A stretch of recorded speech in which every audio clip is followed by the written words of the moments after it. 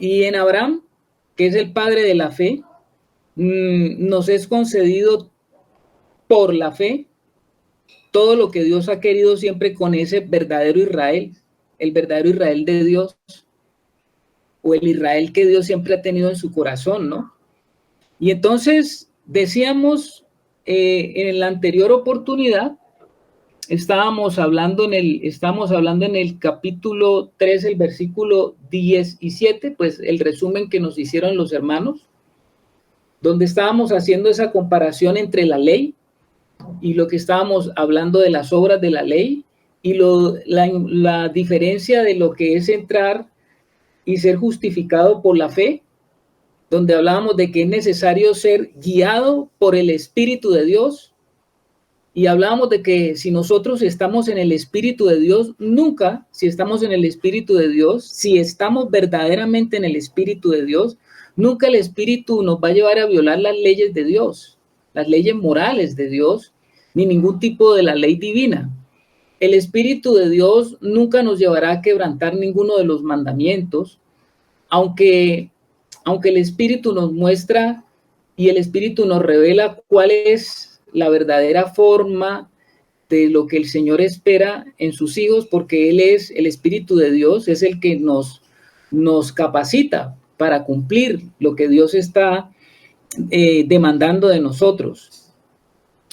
El Espíritu de Dios escribe la ley eterna, moral de Dios en nuestra mente y corazón, hasta que nos hagamos de nuestro propio esfuerzo de justicia y guardemos la ley de Dios por esa naturaleza que ha sido implantada. No olvidemos eso.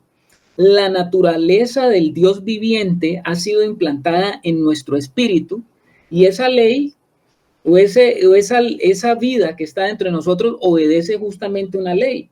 Así como cada género de cada cosa obedece a las leyes que rigen a ese organismo viviente, ¿no? Eso fue establecido en el Génesis, cuando dice la palabra que el Padre hizo todas las cosas según su género, y de acuerdo a ese género se expresa la vida de ese ser.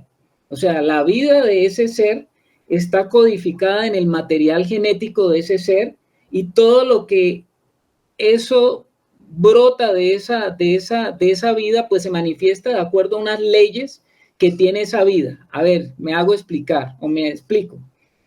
Un perro, el embrión de un perro o la unión de un perro y una perra, pues produce perritos. Y entonces, en esa unión de estos dos animales, se crea un perrito con toda la potencialidad cuando se unen estos dos animales para que produzcan perritos de la misma naturaleza, de la misma calidad de vida. Es decir, en ese material genético que intercambian tanto el perro macho como el perro hembra, ahí está todas las características que se necesitan para que se desarrolle esa vida. Eso ahí nadie puede hacer nada. Es decir, yo no puedo decir, vamos a hacer que este perrito, entonces, vamos a hacerle unas características especiales, en el sentido de que ya unidos los perritos, lo que el hombre puede hacer es mirar características externas de un tipo de raza de perros con otra raza de perros, tratando de ver qué va a salir de allí. Pero el hombre no puede manipular lo que quiera sacar de allí. ¿Sí me explico? Esas son como las leyes de la genética. Entonces, de la misma manera, dentro de nosotros hay una naturaleza implantada. Y esa naturaleza implantada tiene y trae una vida, que no es la vida de abajo, es la vida de arriba. Y esa vida de arriba va a desarrollarse en nosotros, va a expresarse, y desde esa expresión, pues la vida va a manifestar las leyes de vida que tiene dentro de sí, y esa ley de vida necesita expresarse, pero sabemos también, y aquí es donde vamos a hablar hoy un poquito de eso, que el Señor cuenta con nosotros para que esas leyes de vida se expresen. Nosotros podemos ser o una oposición para que esas leyes de vida se presenten, o podemos nosotros ser partícipes en la obediencia para que esas leyes de vida se comiencen a expresar. Vamos a ver el versículo 18 de ahí del capítulo 3, porque el versículo 18 nos dice y nos va a hacer como un engranaje que el apóstol está haciendo entre el pacto, y nos está hablando, ese pacto tiene una razón de ser. Dios ha hecho un pacto. El pacto previamente ratificado por Dios para con Cristo, la ley que vino 430 años después, no lo abroga para invalidar la promesa. O sea que Dios lo que está pensando es que quiere hacer un pacto para que usted esté seguro y que el que entre en ese pacto va a obtener una promesa. Hay una promesa, hay algo que Dios ha prometido. Ahora, la promesa en singular significa algo. La promesa en singular es algo que Dios nos quiere dar. Entonces, por eso el versículo 18 dice, porque si la herencia es por la ley, quiere darnos algo el Señor. Hay una herencia. Aquel que disfruta de una herencia, pues imagínese usted, ¿qué hace el que va a participar de una herencia para tener esa herencia? Nada. Usted de repente se da cuenta que heredó algo y usted necesariamente no tuvo que hacer nada para obtener esa herencia, solamente hacer parte de pronto de un linaje, de ser un hijo o ser un familiar de alguien que ya no está y que decidió ese alguien dejarle a usted algo, y eso que le deja es una herencia. Entonces lo que Pablo está diciendo es que si la herencia es por la ley, ya no es por la promesa. O sea que hasta sigue haciendo Pablo ese contraste entre la ley y sigue haciendo ese contraste entre la fe. Porque si la herencia es por la ley, dice, ya no es por la promesa, pero Dios la concedió a Abraham mediante la promesa. Mediante la promesa. Esto es muy importante que nos detengamos de pronto un poquito aquí, porque la actividad de Dios estaba sustentada en la promesa. Hay una promesa, hay algo que Él ha prometido. Y esa promesa que el Señor hace, necesitamos verla de pronto detenidamente un poquito en Hebreos 6. Les voy a invitar a que vamos allá a Hebreos 6, desde el versículo 13 al 20, porque al estudiar un poquito lo que Hebreos 6, del 13 al 20 nos va a decir, como que nos va a aclarar y nos va a dar seguridad de lo que Dios está diciendo. Ahora, esta promesa, imagínense desde hace cuánto viene. Y el Señor quiere cumplir. ¿Qué dice Germancito? Yo pienso que sí, hay que hacerle como mucho énfasis a estos dos versículos que estás hablando para que quede claro, porque se puede presentar una gran confusión, ¿no? Porque tú dabas el ejemplo de unas características genéticas heredadas de forma natural en individuos de acuerdo a su especie. Dabas el ejemplo de los perros, ¿no? Entonces, eso también puede ser, y es llamado, ¿no? Son las leyes de la genética. Entonces, yo qué veo aquí, no sé si de pronto estoy equivocado, por eso quiero que eso quede bien claro, que si hay unas leyes naturales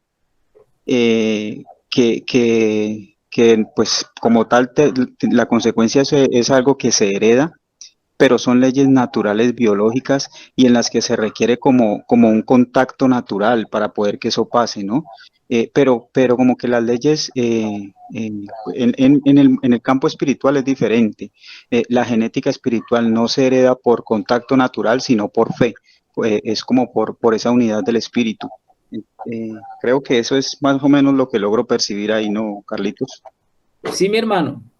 Sí, sí, es efectivamente que que pues siempre los judíos pensaron que ellos iban a tener la promesa y que ellos iban a tener la promesa simplemente por haber nacido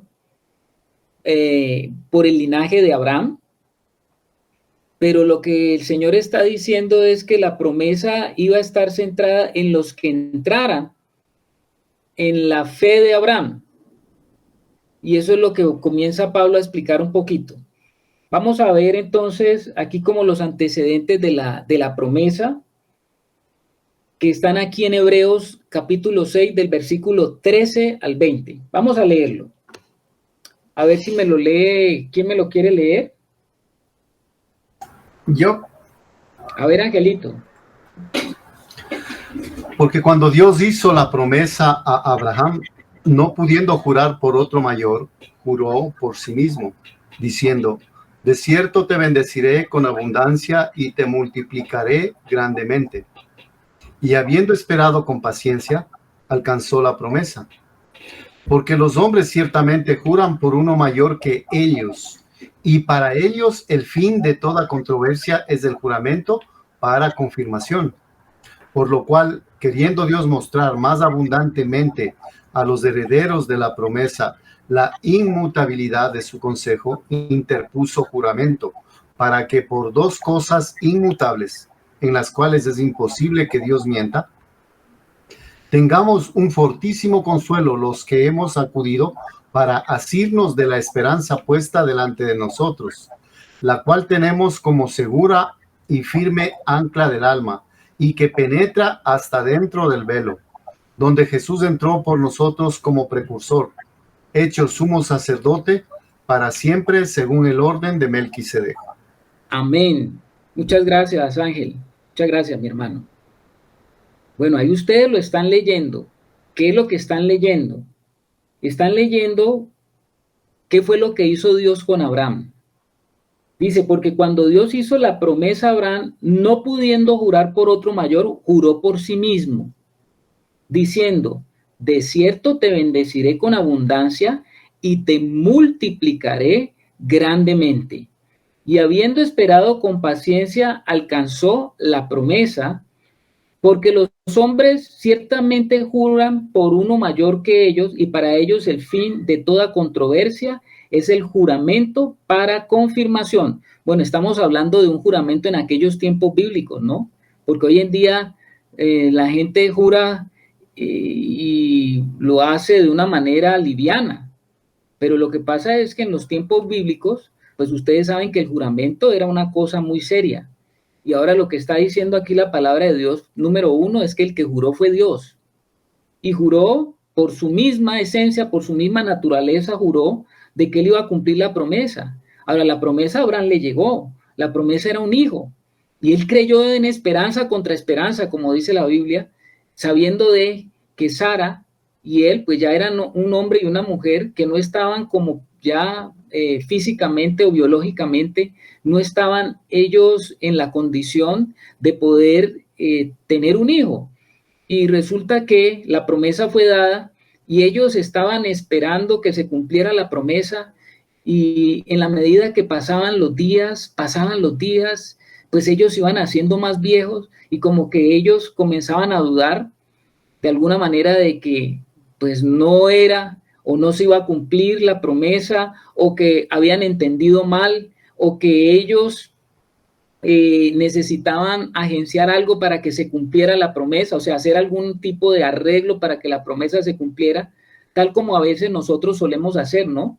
Cuando estamos en ese tiempo del Señor de espera, cuando el Señor nos dice a nosotros espera, y cuando nosotros queremos en nuestra impaciencia, en nuestra debilidad, en nuestra falta de fe, nosotros queremos arreglar la cosa para que como que se cumpla lo que Dios nos ha dicho, lo que nos ha prometido, ¿no?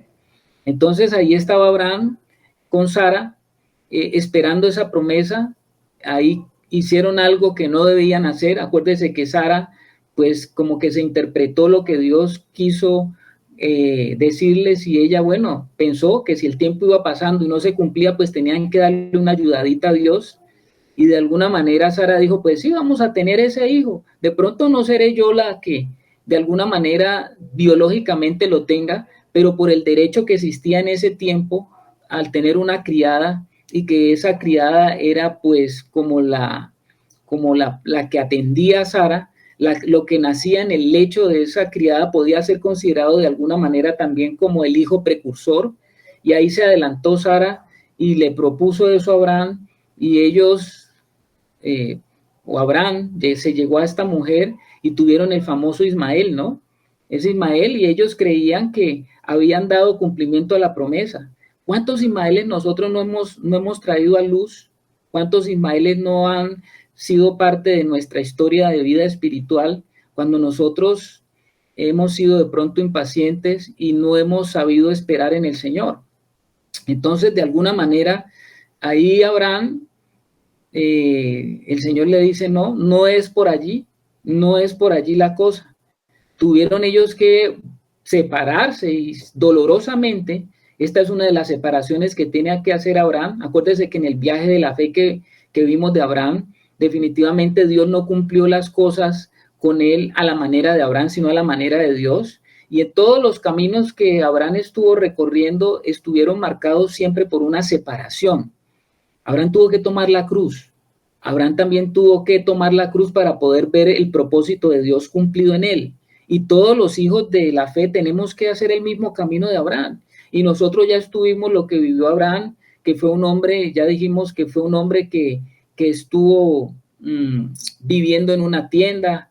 Analizamos esa parte de la tienda, que fue un hombre que vivió también por etapas, eso también lo vimos, que fue un hombre que era un hombre que tenía altar al lado siempre, y eso también lo vimos. O sea que son cositas que tenemos que nosotros tener pendientes, hermanos, en nuestra vida, porque al igual que Abraham, nosotros también vamos a caminar en esa fe de Abraham.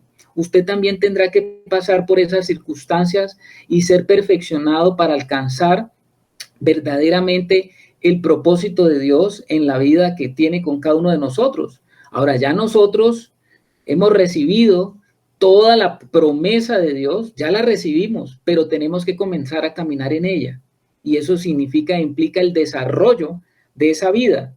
Entonces dice acá que Abraham, te bendeciré con abundancia y te multiplicaré grandemente, y habiendo esperado con paciencia, alcanzó la promesa. Porque los hombres ciertamente juran por uno mayor que ellos, y para ellos el fin de toda controversia es el juramento para confirmación. El versículo 17 dice, por lo cual queriendo Dios mostrar más abundantemente a los herederos de la promesa la inmutabilidad de su consejo, interpuso juramento. Y dice, para que por dos cosas inmutables. ¿Cuáles son las dos cosas inmutables a las cuales se está refiriendo aquí el escritor de Hebreos? Les hago esa pregunta. ¿Cuáles son esas dos cosas inmutables? Carlito, regáleme la cita que estaba ocupado acá. Hebreos capítulo 6, versículo 16, 17. Ahí vamos. Y Gracias, mi entramos hermano. al 18. Para que por dos cosas inmutables en las cuales es imposible que Dios mienta, tengamos un fortísimo consuelo los que hemos acudido para asirnos de la esperanza puesta delante de nosotros. Aquí dice que hay dos cosas inmutables. ¿Cuáles son las dos cosas inmutables? ¿Qué dice mi hermana Rebeca? El juramento y la promesa, Carlitos. Exactamente, mi querida hermana. Tú lo has dicho y la palabra lo ha dicho exactamente. Número uno, un juramento. Que un juramento no es un juramento cualquiera, no es un juramento de un hombre, es el juramento de Dios mismo. Y Dios mismo a esa promesa, a la promesa le interpuso juramento. Son dos cosas, es una promesa de Dios. Ya con uno decir que solamente fuera una promesa, ya eso es inmutable. Pero además Dios le incluyó a su promesa un juramento. ¡Qué seguridad, hermanos! Esta noche usted puede estar seguro que Dios ha interpuesto como dice la palabra, una promesa y juramento, o una promesa con el juramento, para que nosotros podamos estar seguros de nuestra herencia. Hay una herencia que nosotros no nos imaginamos. Y esta herencia tiene que ver no con las cosas que perecen, sino las cosas que a vida eterna permanecen. Ahí sí, como quien dice, usted tiene un padre o un familiar que tiene muchas empresas, que tiene muchas propiedades, que tiene dinero, que tiene muchas cosas, y ese familiar le ha dicho a usted: voy a hacer mi testamento, y a través de este testamento te prometo que va a quedar consignado que tú vas a ser el heredero de todo. ¿Cómo le parece a usted? Y llama la persona que le ha prometido, llámese padre, madre, familiar, lo que sea, llama a su abogado, firman, hacen todas las declaraciones, y ¿sabe usted ahí que hay una promesa? Y digamos que lo que firma la persona, lo que el abogado de la persona firma, pues le da a usted la garantía de que sí, que cuando esa persona no esté, usted va a ser el heredero completo de todas las cosas. ¿Qué tal eso? Entonces me parece que el Señor dice aquí en su palabra que por esas dos cosas inmutables, las cuales es imposible que Dios mienta, tengamos un fortísimo, no dice un fuerte, sino un fortísimo consuelo, los que hemos acudido para asirnos de la esperanza puesta delante de nosotros. Hay una esperanza. ¿Cuál es la esperanza? De que un día el Señor va a regresar, y cuando Él regrese nos recompensará de acuerdo a esa vida que nos ha sido depositada y a la fidelidad que nosotros vamos a tener y estamos teniendo en esa vida. Esa es la esperanza. Se nos ha prometido cielo nuevo y tierra nueva, y en ese cielo nuevo y en esa tierra nueva se nos dará parte con cuerpo nuevo. Imagínese usted, mi hermano, cuántas veces nosotros, según los años que usted tenga, y si usted es como yo, que van pasando los años y se para frente al espejo, y van pasando los años y usted va viendo algo que está pasando con usted. ¿Qué es lo que usted está viendo que está pasando con usted? ¿Qué me dice? Me estoy envejeciendo. En el espejo vemos los años. Exacto. El hombre exterior se está desgastando. No crea que eso no genera, al ser humano no le genera como un desconsuelo, una tristeza. Algunos hablan de vivir con la dignidad de los años, y bueno, está bien. Pero las cosas de aquí de esta tierra es natural que se desgasten, que se acaban, y es natural que usted no esté contento porque usted no quisiera que pasara eso. ¿Cómo no lucha la gente para mantener las cosas que antes eran firmes y ahora están descolgadas? ¿Cómo no quisiera la gente mantenerlas en el lugar donde siempre han estado? Pero la vida no es así, porque este cuerpo y todo lo que está en esta tierra está sujeto a desgaste, está sujeto a desorganización. Este cuerpo material le va a pasar eso. Es innegable que los años transcurrirán, y entonces nosotros vamos viendo que también van cambiando la funcionalidad, no solamente lo externo, sino que nuestro cuerpo va cambiando internamente. Ya no somos ni tan fuertes, ya no somos, de pronto comienzan a aparecer una que otra cosa por ahí de la salud, y nosotros decimos: ¿cómo quisiera que esto no fuese así? Hay un sentido de todas maneras de eternidad en el ser humano, dentro del corazón de todo ser humano. Y uno quisiera siempre pues estar, como uno dice, viéndose bien y sintiéndose bien. Y hay una promesa, hermanos. ¿Cuál es la promesa? La promesa que decía el apóstol Pablo: en tanto que nosotros nos vamos dando cuenta y vamos viendo y vamos comprobando que este tabernáculo, o sea, esta tienda, este cuerpo es una tienda que contiene un alma y un espíritu. Entre tanto que esta tienda se va deteriorando, también tenemos que comprobar otra cosa si tenemos los ojos puestos en el autor y consumador de la fe, que es nuestro Señor, que hay una promesa. ¿Y cuál es la promesa? Imagínese usted que la promesa tiene que ver,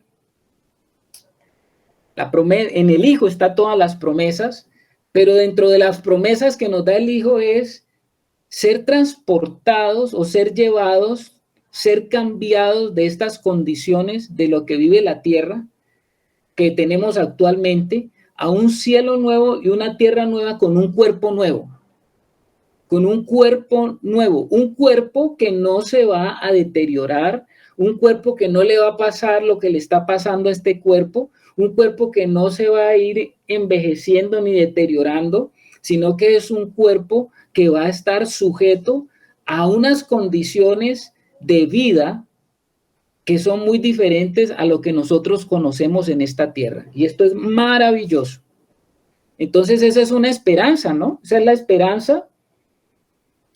Hay una esperanza en que todas esas promesas que están en el Hijo de la promesa, todas esas promesas y cuántas otras cosas más son las que el Señor tiene preparadas para los que le aman. Existen muchas cosas que el Señor tiene preparadas que nosotros no nos imaginamos, porque nosotros tenemos una mente que no tiene la experiencia de esas cosas. Solamente podemos comenzar a acceder a ellas por medio del Espíritu y como a entender muchas de esas cosas por medio del Espíritu. Eso no es fundamento del raciocinio del hombre natural. ¿Qué dice la hermana Rebeca? No quería compartir lo que dice 2 Corintios, ¿no? Dice, por tanto, no desmayamos antes, aunque nuestro hombre exterior se va desgastando, el interior, no obstante, se renueva de día en día. Esa es nuestra esperanza. Qué bueno sería vernos en el espejo, el hombre interior, Carlitos. ¿Verdad? Porque el interior se va renovando de día en día. Así es, mi querida hermana. Ojalá pudiéramos ver el hombre interior que verdaderamente se está renovando, porque hay un problema. ¿Qué tal que nos vemos y ese hombre interior no se está renovando? Ahí hay un problema. Ese hombre interior tiene que verse que está renovándose y ese proceso de renovación tiene que ver con la disposición de caminar hacia la madurez, que es lo que el Señor está buscando, ¿no? Y es lo que espera de sus hijos. Dice el versículo dice, tengamos un fortísimo consuelo, los que hemos acudido para asirnos de la esperanza puesta delante de nosotros, dice el versículo 19, la cual tenemos como segura y firme ancla del alma y que penetra hasta dentro del velo. Oiga, qué maravilla esto, mis amados. Y aquí lo que nos está diciendo es, usted conoce una embarcación, ¿cierto? Usted conoce que los barcos, por lo menos yo viví en un puerto, el puerto de Buenaventura. Si usted no ha vivido en uno, pero por lo menos usted sabe que los barcos tienen un ancla. ¿Para qué es el ancla? Ya alguna vez hablamos sobre eso. El ancla llega al barco a puerto, vienen unas personas o algún sistema que tenga el barco y churumbulum, sueltan el ancla. El ancla es un instrumento pesado de hierro que está amarrado a una cadena que la tira el barco y cae allá al fondo del agua y eso permite que el barco que se acaba de arrimar al puerto pues quede allí fijo, que no se esté moviendo. O donde sueltan el ancla, si es en un puerto o si está en alta mar, es para que el barco no se mueva. Comienzan a haber vientos, comienzan a moverse el agua, comienza a moverse todo. Pero el hecho de que está anclado no permite que el barco se mueva de ese lugar. Aquí el Señor nos está hablando algo muy bonito y muy hermoso. ¿Qué es lo que nos está diciendo el Señor? Dice que en nosotros ocurre lo contrario. En nuestro proceso de vida espiritual no es como lo que ocurre en los barcos. ¿En qué sentido? Porque lo que nos está diciendo es que nosotros, nuestra alma es como ese barco, y de allá de adentro del Señor, de allá dentro de nuestro espíritu, cuando estamos en el Señor, se tira un ancla hacia donde nosotros estamos, para que esa ancla, que dice aquí, como segura y firme ancla del alma, la que queda anclada en nuestra alma. ¿A dónde está anclada nuestra alma? Nuestra alma queda anclada allá hacia lo que es lo que proviene del espíritu. La promesa ya está en nosotros, que es el Hijo, y desde allá se tira esa ancla para ser nosotros retenidos y llevados, y que no nos movamos de nuestra profesión de fe. Y resulta que el Hijo es el que permite que nosotros estemos asentados cada día, aunque vengan las situaciones, los vientos, las adversidades, para que el Hijo nos tenga a nosotros sustentados, habiendo atravesado, dice, el velo, la realidad. ¿Cuál es el velo? El velo es la realidad natural en la cual nos movemos. En esa realidad natural, ya el Señor atravesó esa realidad por su propia vida, y Él, de tener ese cuerpo humano que tenía así como nosotros, ahora tiene ese cuerpo humano pero glorificado, que eso es lo que nos permite a nosotros también tener esa esperanza de que es lo mismo que va a suceder en nosotros. Y el ancla se lanza desde allá para acá, para que el barco pueda ser jalado y pueda ser llevado hacia donde está Él, y nosotros podamos estar completamente seguros que por la promesa y el juramento, nuestra alma tiene toda la capacidad de ser llevada al cumplimiento del propósito. ¿Qué dice mi hermano Germán? Pues mi hermano, estoy tratando de dimensionar lo que el Espíritu está hablando aquí, y esto es tremendo, esto es glorioso, porque uno ve, tú lo citabas ahora de una manera muy práctica, el ejemplo con el hombre natural, que tiene, aún como sin saberlo, esa percepción y ese deseo de eternidad, ¿no? Como el hombre natural, pues busca desesperadamente el elixir de la eterna juventud. Y el hombre pues lucha, entre más pasan los años, pues más se lucha contra la gravedad, ¿no? Pero, pero la escritura dice que nosotros que entreguemos nuestros cuerpos en culto racional a Dios, y no que sean instrumentos de pecado. Entonces, meditando en eso, pues cómo realmente el Señor sabe realmente qué es lo que nos está pidiendo, cuál es la demanda, porque pues Él nos quiere entregar todo, pero para Él entregarnos todo, pues nosotros también tenemos que entregarle todo a Él. Y es donde uno lo ve, lo escucha de forma natural, y uno piensa que el Señor nos va a despojar y nos va a quitar. No, no, entre más le entregue yo al Señor, pues más puedo ser enriquecido de la vida del Señor, y más de una manera gloriosa se puede manifestar eso. Y vamos siendo tan llenos de la vida del Señor, que eso va a ser un resultante natural. No es para escucharlo con codicia de que, bueno, Señor, entonces, entre más me sacrifique yo aquí, entre más me niegue yo aquí, pues más voy a obtener. Pues eso es cierto, pero ese no es el fin. El fin es cada día el conocimiento del Señor, y ir siendo uno con el Señor, y eso va a ser un resultante natural de cumplir el mandamiento, ¿no? De saber que lo que el Señor nos pide es para vida y no para muerte. Pero a mí me parece glorioso, porque yo veo ese paralelo con el hombre natural y con su perspectiva, y el Señor dice que nadie alumbra su altar en balde. Entonces me parece que eso es hermosísimo lo que nos está diciendo el Espíritu.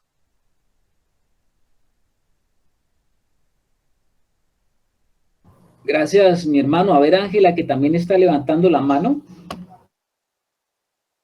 Sí, y cómo complementarlo, porque también es en sacrificio vivo, porque nosotros no podemos obviar ese sacrificio. Él nos ha dado toda una cantidad de promesas, vamos a cambiar y vamos siendo transformadas, pero el camino de la cruz lo tenemos que seguir y ese es nuestro sacrificio vivo. Eso es lo que quería agregar. Gracias. Gracias, hermana Angelita.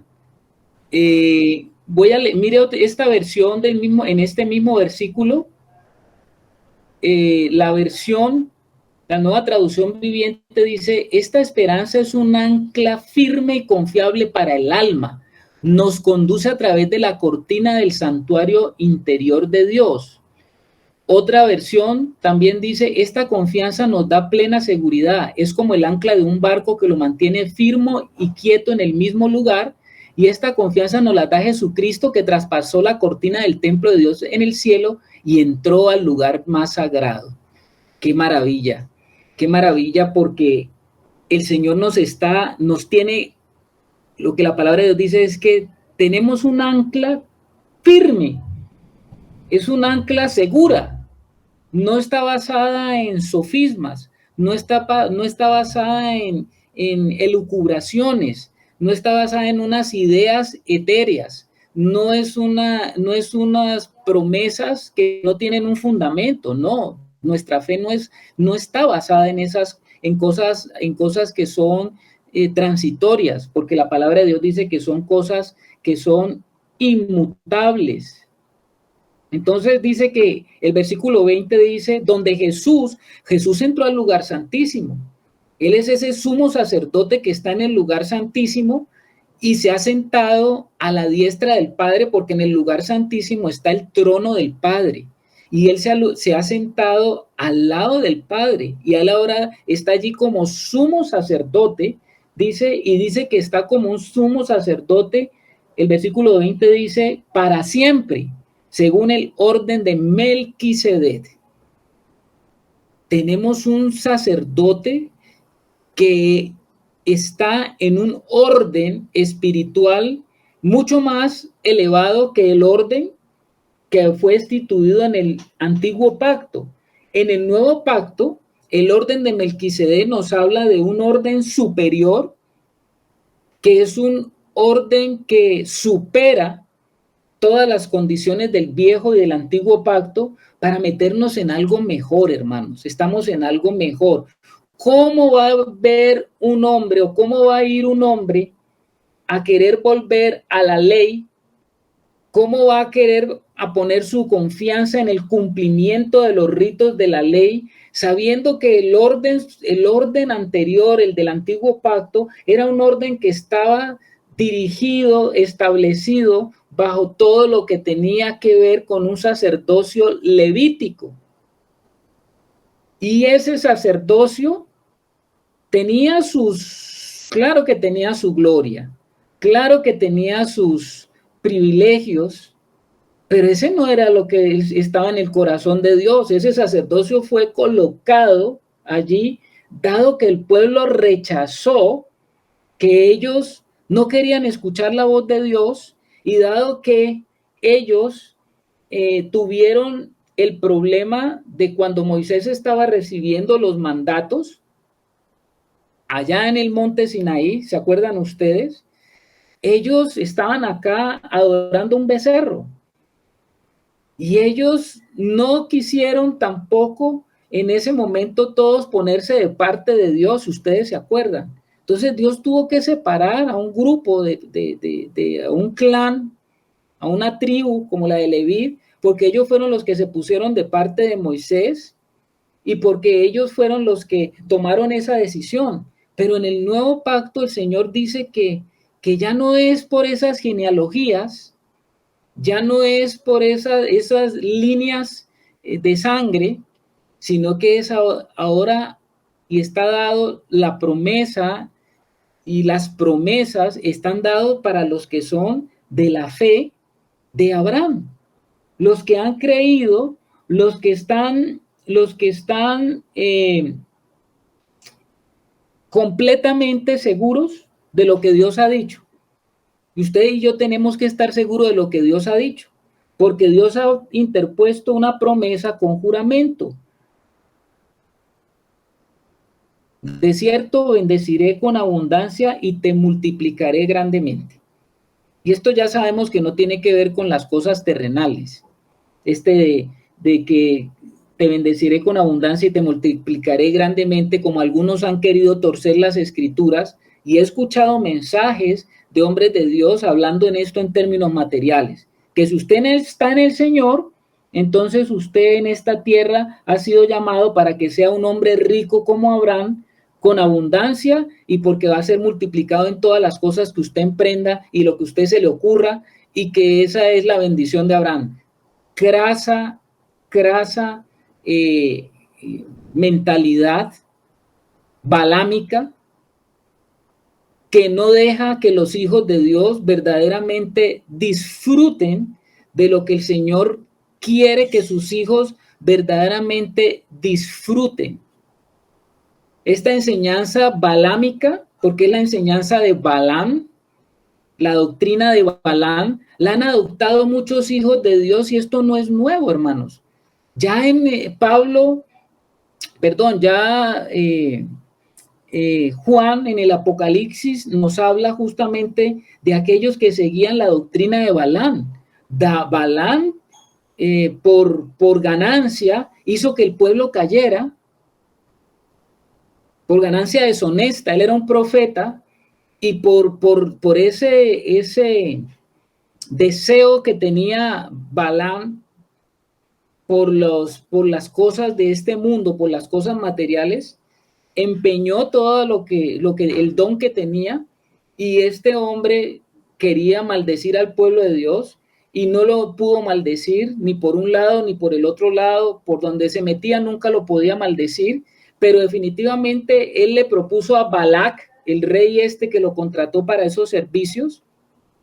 Finalmente él le puso una estrategia al pueblo de Dios para que el pueblo de Dios no pudiera bendecir y no fuera bendecido.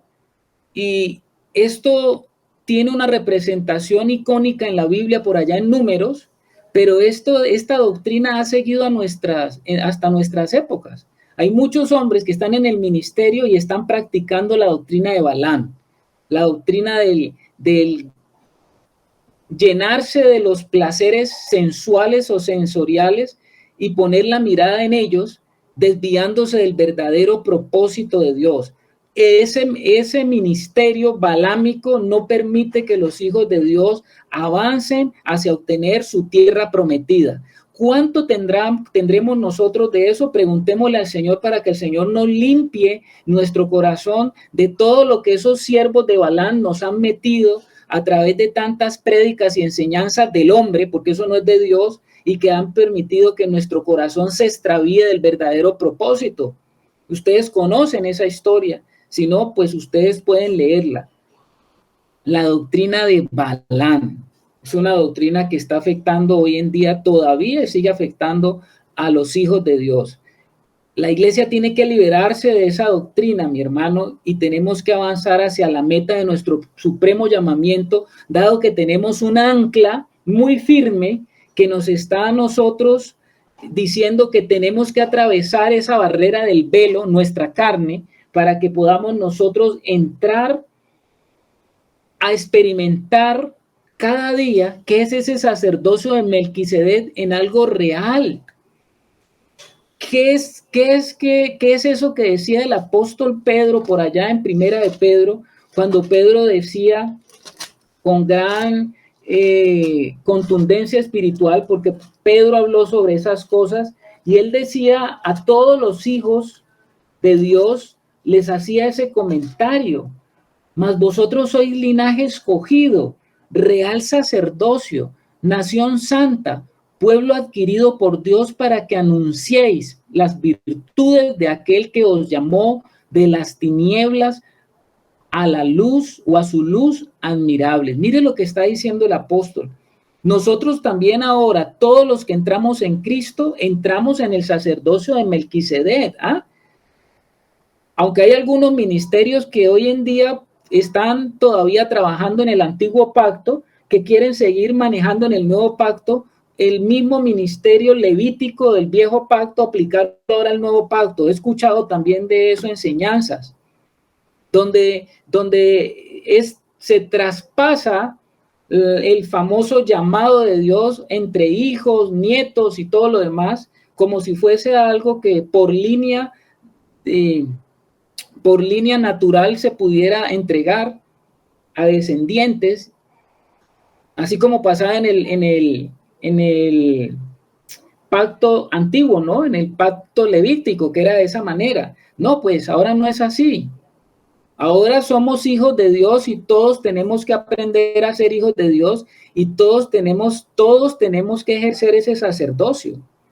El sacerdocio de Melquisedec es un sacerdocio del nuevo orden al cual estamos llamados todos los hijos de Dios. Bueno, ahora no nos vamos a detener a hablar las especificidades del sacerdocio de Melquisedec porque no es el tema, pero sí para que ustedes lo tengan presentes, qué era lo que el Señor estaba diciendo a través del libro de Hebreos. Pues este libro nos va a revelar que aquello que Dios estaba diciéndole a Abraham tenía un cumplimiento más elevado y que iba a alcanzar a todos los de la fe. Esta promesa tenía una razón y un fundamento, ya que Dios tiene un propósito eterno. Ese propósito eterno se ha estado consumando a través de los tiempos. No es que ese propósito no se esté cumpliendo, se está cumpliendo, se va a cumplir y se cumplirá completamente como Dios lo ha determinado. Estamos en Gálatas 3:18. No nos perdamos de donde estamos. Ahora vamos a Gálatas 3:19, porque Pablo le va a hacer unas preguntas, o le va a hacer una pregunta a los hermanos gálatas. Ellos estaban entonces ahora escuchando la defensa del apóstol Pablo contra ese falso evangelio que había llegado a los gálatas, y ahora Pablo va a estar entonces diciéndole a ellos, les va a estar dando como esos fundamentos de la fe para que ellos vuelvan entonces a sintonizarse, y les va a hacer una pregunta, porque Pablo tiene un sistema didáctico muy interesante. Si ustedes se dan cuenta, Pablo hace preguntas que él mismo también se responde, ¿no? Porque él hace la pregunta, pone a pensar con la pregunta, inmediatamente él responde, obviamente la respuesta que debe ser dada, ¿no? La respuesta por el Espíritu. Entonces en el versículo 19 dice, entonces, ¿para qué sirve la ley? Como que dice Pablo, bueno, ya les vengo explicando a ustedes cómo es esto de la fe, Abraham, la promesa, la herencia, la esperanza, todas estas cosas que les he venido hablando. Entonces usted podría llegar a pensar, entonces, ¿para qué Dios nos dio la ley? ¿Para qué es la ley? ¿Será que entonces eso no sirve? ¿Será esa la conclusión a que uno tiene que llegar, que la ley entonces no sirve? No, pues eso no es lo que va a decir Pablo. Entonces dice Pablo, ¿para qué sirve la ley? Y va a dar inmediatamente la respuesta. Fue añadida a causa de las transgresiones hasta que viniese la simiente. Oiga lo que dice allí, hermano. Fue añadida a causa de las transgresiones, y hay un hasta qué. Él mismo les está dando la respuesta. Claro que la ley es necesaria. Hasta que viniese la simiente a quien fue hecha la promesa y fue ordenada por medio de ángeles en manos de un mediador. La ley de Moisés no era un instrumento a través del cual la gente podía ganar la herencia prometida, sino un dispositivo para tratar con el pecado hasta que viniera la simiente prometida. Yo no sé si eso es claro para ustedes, hermanos. No era la que podía ganar la herencia, la ley, sino un dispositivo para tratar con el pecado antes que viniese la simiente prometida. Vamos a explicarlo de esta manera.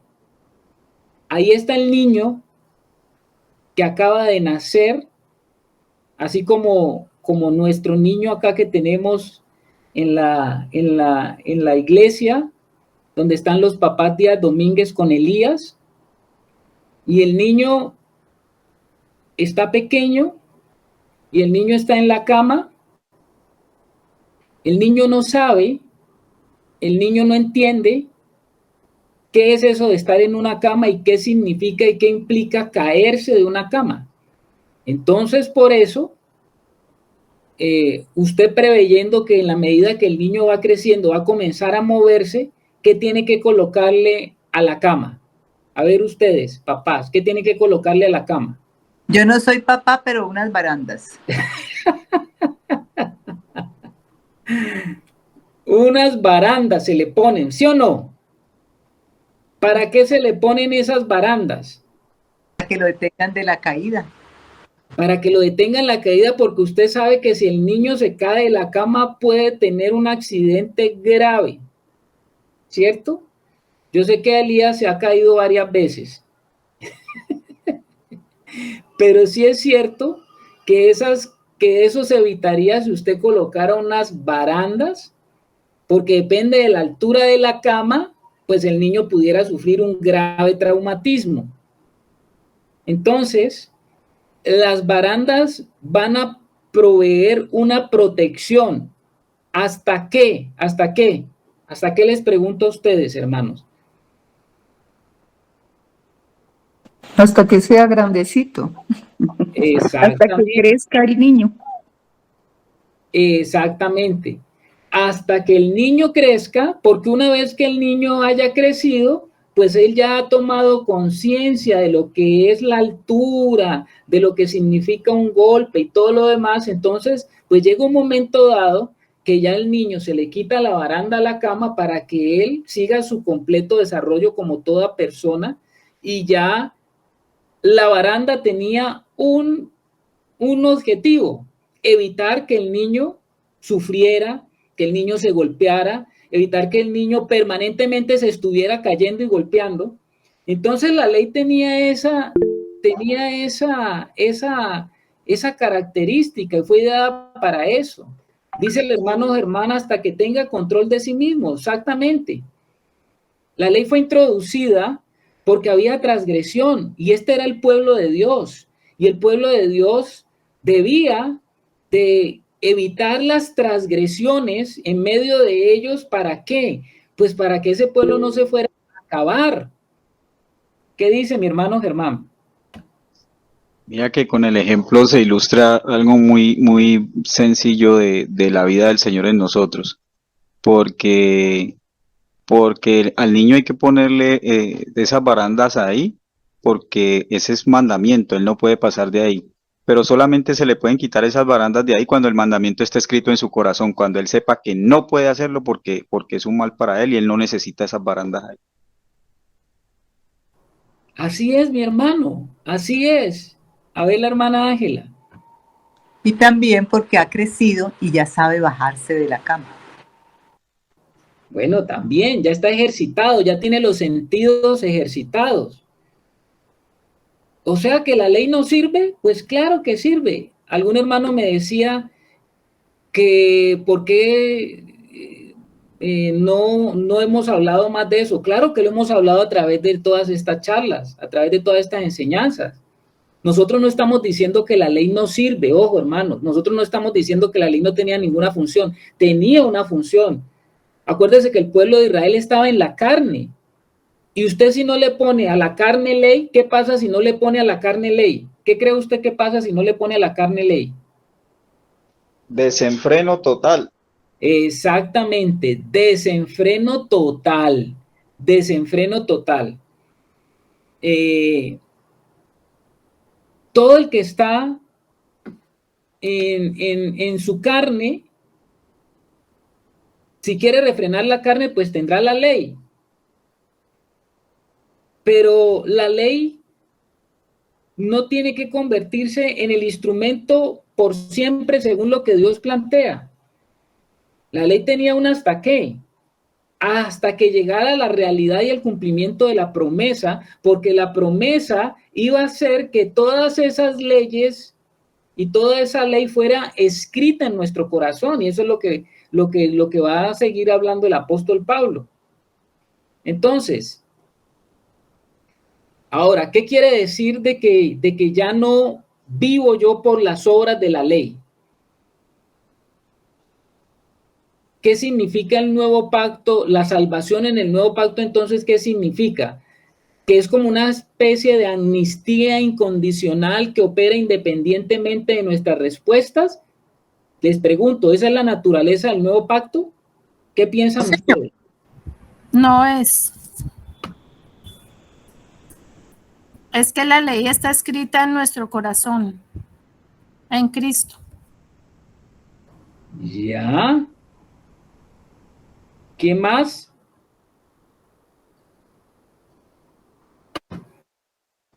Efectivamente, lo que... A ver, Germancito. Pienso yo que pues está el Señor dándonos brochazos, ¿no? En esto, pero esto es glorioso, esto es tremendo porque me parece que el sentido espiritual de lo que se está hablando es mostrarnos la libertad en Cristo que tenemos, ¿no? Porque el Señor dice, conoceréis la verdad y la verdad os hará libres. Y el hombre natural pues vive de acuerdo a los parámetros establecidos, de acuerdo a las leyes de los hombres o a las leyes que cada quien se ha hecho para sí mismo, pero que no tienen nada que ver con el temor de Dios, es que están en rebelión contra Dios. Pero realmente nosotros como hijos de Dios, en la medida en que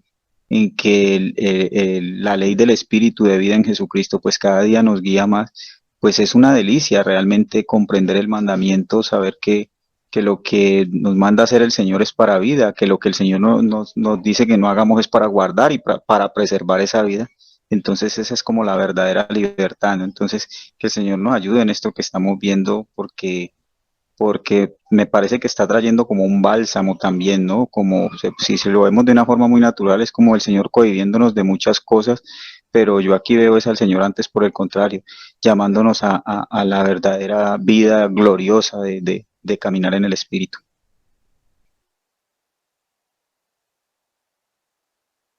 Gracias, hermana. A ver, hermana Luz.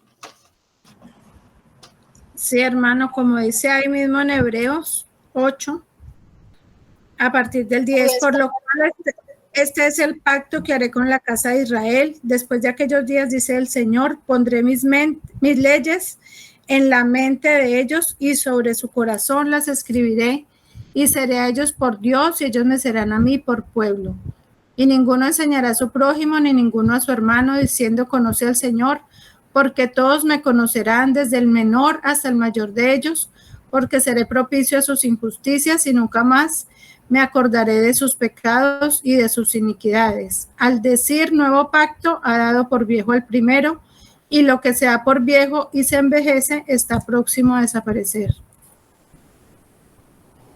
Gracias, Luz, por recordarnos obviamente ese pasaje que está allí, escrito en el libro de Hebreos. Claro que está allí.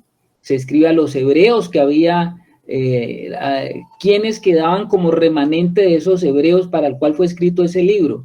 Pues fue escrito para los judíos de la época, ¿no? ¿Qué dice la hermana Rebeca? Sí, Carlitos, pienso que también lo que nos dice la palabra, ¿no? Pero ya no estamos bajo la ley mosaica, porque dice que la ley del espíritu de vida nos ha libertado de la ley del pecado y de la muerte. O sea, ahora tenemos una ley, pero la ley del espíritu de vida es la que está en nuestros corazones, nuestras mentes, esa es la que está en nuestro espíritu, ¿no? Que es a la que obedecemos. Entonces ya la ley mosaica ya no es que habla de la ley mosaica, estamos ya bajo un nuevo pacto, una nueva ley, un nuevo sacerdocio, que es el orden de Melquisedec. Entonces es una nueva ley también. Esto pienso, ¿no? Gracias, hermana Rebeca. Sí, estamos bajo el cumplimiento de la ley por el Espíritu. Es lo que hemos estado viendo, ¿no? Estamos en esa nueva realidad donde nosotros, claro, la salvación no es una amnistía de que ya entonces no se cumple. Como quien dice, no, entonces la ley no tiene nada que ver con nosotros. No, pues eso no es lo que significa. No significa que porque ya estamos en la salvación, entonces ya la ley no se cumple. Por favor, eso no es lo que hemos querido decir y ahora lo vamos a ratificar más. Ahora, si vamos al versículo, vamos a Gálatas, otra vez, volvamos a Gálatas, que es donde hemos estado allí detenidos en este tiempo. Si vamos a los versículos 20 y 21, Gálatas capítulo 3, 20, 21, vamos a ver lo que va a decir el apóstol Pablo. Pero primero terminemos el 19, que no lo hemos acabado.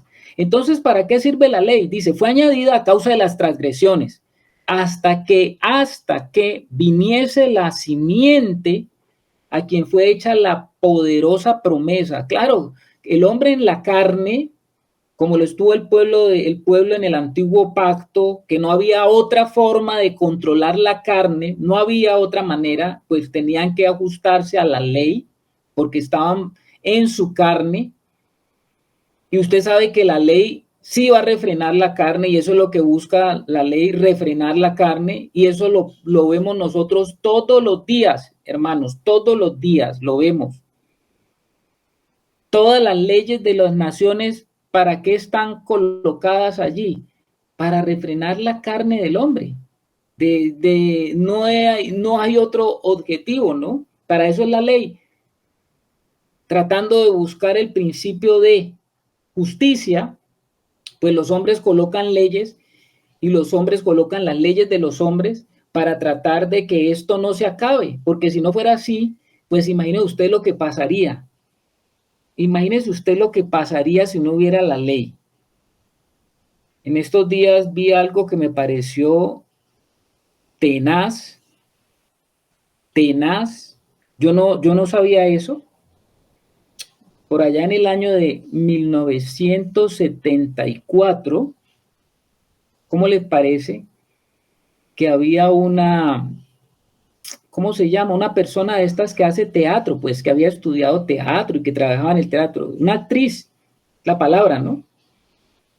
Una actriz que por allá en esa época, ella se subió a un escenario, y esta actriz colocó en el piso al lado de ella varios instrumentos y cosas.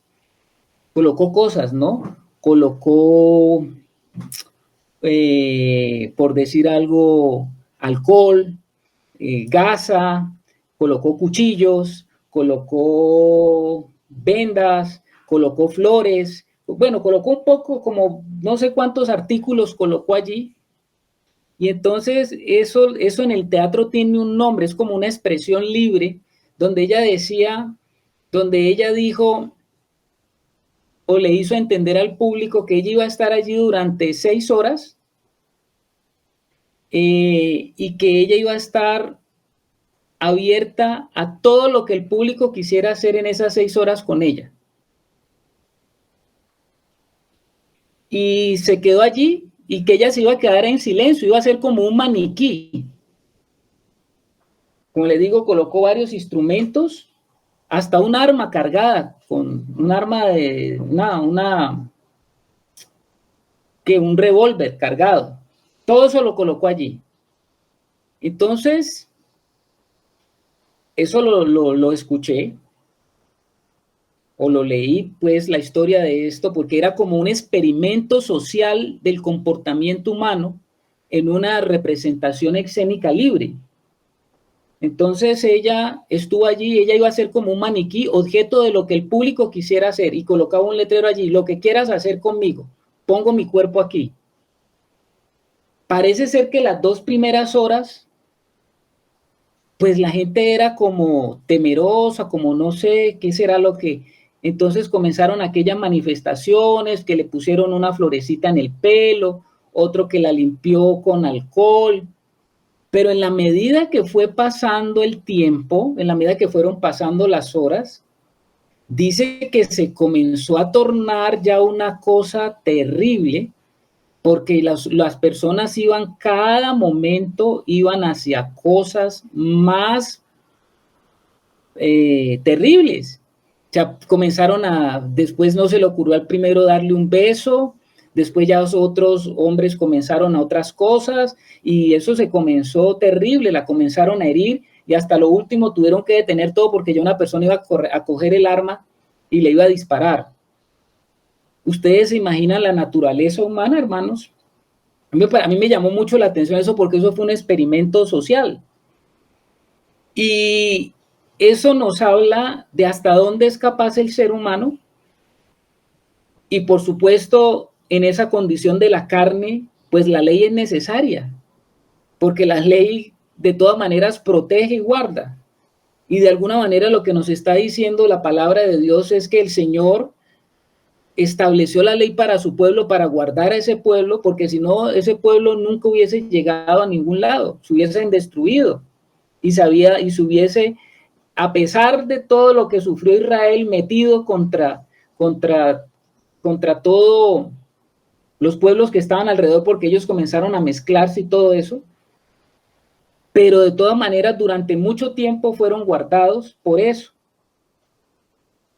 Y definitivamente lo que la palabra del Señor nos está diciendo es que la ley no es mala, la ley es buena en cuanto la ley nos habla de la naturaleza divina, el carácter de Dios lo muestra la ley. Pablo va a decir eso. Y eso nosotros creo que ya lo tenemos claro porque ya hemos hablado de eso. Entonces dice, fue añadida a causa de las transgresiones hasta que viniese la simiente a quien fue hecha la promesa y fue ordenada por medio de ángeles en manos de un mediador, y el mediador no lo es de uno solo, pero Dios es uno. ¿Qué es lo que está diciendo la palabra? Dice, la palabra mediador implica que hay un contrato entre dos partes, pero tal contrato tiene requisitos, y si estos no se cumplen, pues el contrato queda invalidado, y así fue la ley. Dios cumplió con su parte, pero los israelitas por más de 1500 años estuvieron invalidando el pacto y por eso fue cancelado. Aunque fue cancelado el pacto, la promesa seguía vigente, porque la promesa no dependía de ellos. ¿De quién dependía la promesa?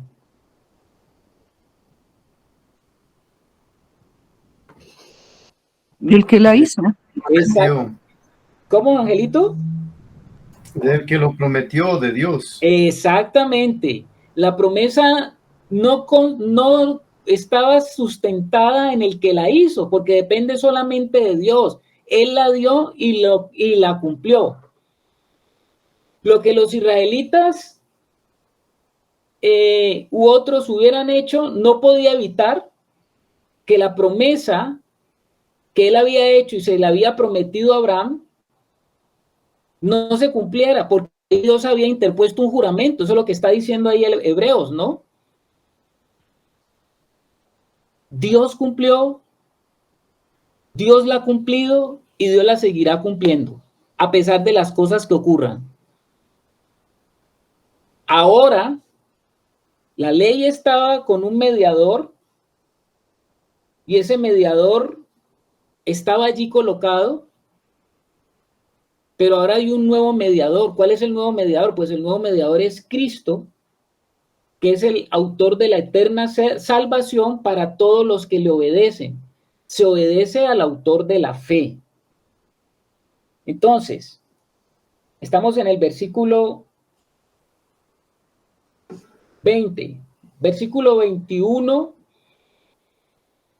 22, dice, luego la ley es contraria a las promesas de Dios, va a decir el versículo 21, luego la ley es contraria a las promesas de Dios en ninguna manera, porque si la ley dada pudiera verificar, la justicia fuera verdaderamente por la ley.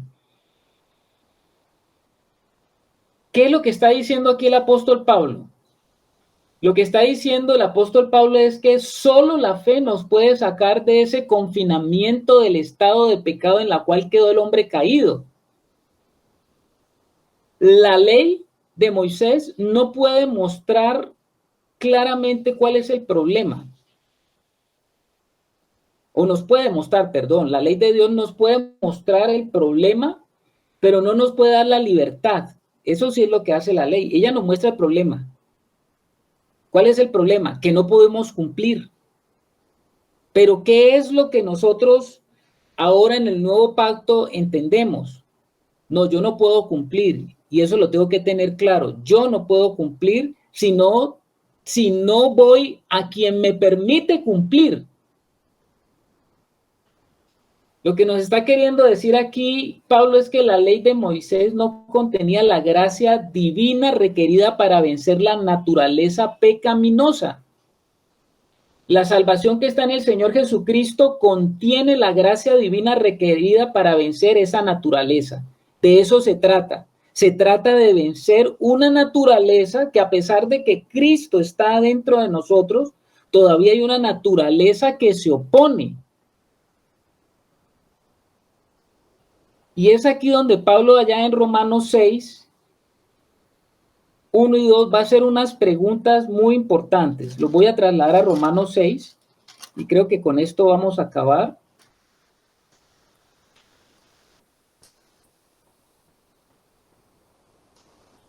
Exactamente. Germán dice, la ley me condena por mi capacidad de cumplirla. Sí, señor. Romanos 6 va a decir lo siguiente. Romanos 6, 1 y 2. Aquí en este Romanos 6 hay dos preguntas muy importantes de Pablo. Hay dos preguntas muy importantes de Pablo. Dice la primera pregunta, ¿qué pues diremos? ¿Perseveraremos en el pecado para que la gracia abunde? Y él va a responder, en ninguna manera, porque los que hemos muerto al pecado, ¿cómo viviremos aún en él? ¿Perseveraremos en el pecado para que la gracia abunde? Era una pregunta que se hacía Pablo. No, estamos ahora viviendo por gracia. Entonces, para que la gracia aumente, pues sigamos pecando más. Eso es lo que quiere decir lo que Pablo estaba queriendo decirle a los romanos. Y en el versículo 15 de ese mismo capítulo, él va a decir también que pues pecaremos porque no estamos bajo la ley, sino bajo la gracia, y va a decir en ninguna manera. Esas son las dos en ninguna manera que Pablo habla en el capítulo 6. ¿Qué pues? ¿Pecaremos porque no estamos bajo la ley, sino bajo la gracia? En ninguna manera. ¿Y por qué en ninguna manera? No es que porque ya estoy yo salvo, no es porque yo ya tengo el Señor, que entonces estamos queriendo decir, y cuando hablamos de la ley, entonces... Si ya entonces no es cuestión de que nosotros cumplamos la ley, entonces pequemos. Si no es entonces que ya no tenemos que cumplir, entonces perseveraremos para que el pecado abunde. Eso es lo que quiere decir lo que hemos estado enseñando en este tiempo. Pues dice Pablo, en ninguna manera ni se le ocurra pensar que se trata de eso. ¿Qué es lo que quiere entonces decirnos y qué es lo que quiere decir el apóstol? El hombre del antiguo pacto entendía su condición, entendía su situación, pero el hombre no podía hacer nada porque estaba en una naturaleza de pecado que indudablemente lo iba siempre a llevar a estar encerrado bajo la ley para no pecar. Pero en el nuevo pacto lo que nos está diciendo el Señor es, ahora en el nuevo pacto la carne en su naturaleza de pecado que se encuentra, se le ha puesto un tate quieto, porque ahora se te ha dado la gracia y se te ha dado la promesa para que la carne no te domine. Esto es una cuestión ya de reino. Ojo con eso, hermanos, porque esto tiene que ver con reino. ¿Qué es lo que quiere decir eso? Que el Hijo de Dios tiene ahora la posibilidad, bajo el nuevo pacto, de vencer esa naturaleza que está allí, que lo único que produce es pecado. Hermano. Hermano, tú lees esas preguntas que lanza el apóstol Pablo y me ponen a meditar realmente, ¿no? Él dice, perseveraremos en el pecado para que la gracia abunde. En ninguna manera, porque los que hemos muerto al pecado, ¿cómo viviremos aún en él? Entonces, nosotros, yo creo que a veces nos falta, ¿no? Yo de primero, yo creo que a veces nosotros nos falta realmente entender la dimensión de la realidad que Dios trajo a nosotros, que Dios trajo a nosotros. No es solo ese nuevo nacimiento, es una nueva vida que fue implantada dentro de nosotros y es un hecho consumado en la eternidad. Y nosotros tenemos nuestras facultades, pues primero es por esa fe que el Señor nos dio, pero nosotros tenemos unas facultades aparte para pensar y para entender las cosas. Pero todas esas facultades que Dios nos dio, pues tienen que estar puestas al servicio de esa nueva vida. ¿Cuál es el gran problema que nosotros tenemos? Que el padre de la mentira, que Satanás, quiere que nosotros sigamos viviendo en esa vida que ya no nos corresponde, porque es que aquí el apóstol Pablo no dice que nosotros vamos a morir al pecado. Aquí el apóstol Pablo dice que nosotros estamos muertos al pecado. Pero ¿qué es lo que se opone a que nosotros comprobemos que estamos muertos al pecado? Pues nuestros vanos razonamientos, nuestra vieja naturaleza que no quiere realmente someterse a esa condena, porque nosotros estábamos condenados cuando estábamos sin Cristo, pero ahora la que está condenada es esa vieja naturaleza en nosotros, pero somos nosotros los que decidimos realmente a qué le damos vida o de qué vida es que nos vamos a vivir, nos vamos a aferrar y cuál es la vida que vamos a vivir, si la verdadera vida que vino del cielo y fue implantada en nosotros o esa vida de esa vieja naturaleza que está en contra de Dios y que lo único que manifiesta es pecado y rebelión contra el Señor. Amén, hermano. Creo que es muy clara. Hemos sido libres, hemos sido liberados y la libertad es dada a los que creen. Y ahora tenemos la libertad de escoger. No era como el hombre del antiguo pacto que él no podía escoger, él tenía que cumplir. En el nuevo pacto nosotros tenemos la libertad de escoger, cumplimos o no cumplimos. Y esa es lo que nos está diciendo el hermano, que es lo que Pablo está diciendo.